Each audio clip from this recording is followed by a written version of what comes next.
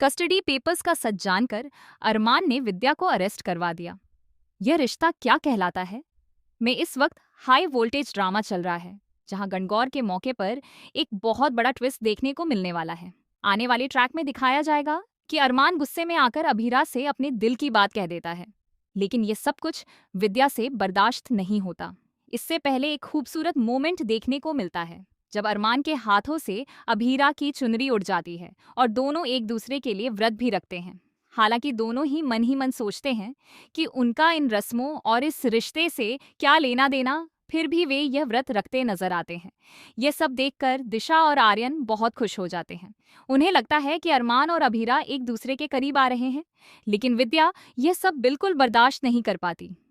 वहीं जब मूर्ति बनाने की रस्म होती है तो विद्या चालाकी से अभीरा की मिट्टी कम कर देती है ताकि वह ठीक से मूर्ति न बना सके।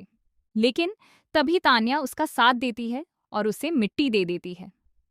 ये देखकर भुआसा सवाल उठाती है कि तान्या हमेशा अभीरा का साथ क्यों देती है और क्यों हर बार अभीरा ही मुसीबत में फंसती है।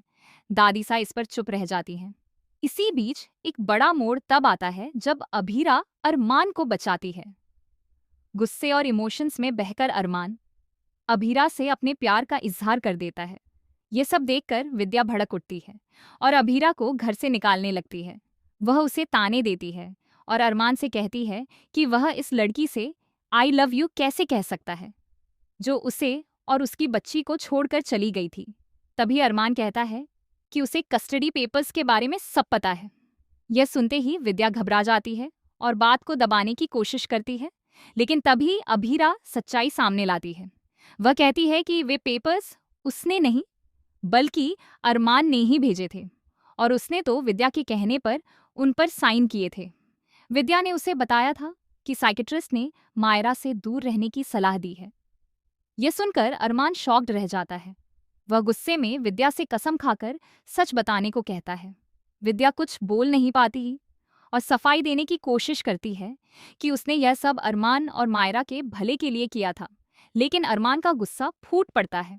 वह कहता है कि उसकी जिंदगी और उसकी बेटी के बारे में फैसला लेने वाली विद्या कौन होती है। उसकी पत्नी को उसकी बच्ची से दूर करने का उसे कोई हक नहीं था। वह यह भी कहता है कि विद्या की वजह से मायरा की हालत बहुत खराब हो गई है। गुस्से में आकर अरमान पुलिस को कॉल कर देता है और विद्या को गिरफ्तार करवाने का फैसला लेता है। अब देखने वाली बात यह होगी कि विद्या का आगे क्या होगा और सच्चाई सामने आने के बाद क्या मायरा अभीरा को माफ कर पाएगी या नहीं।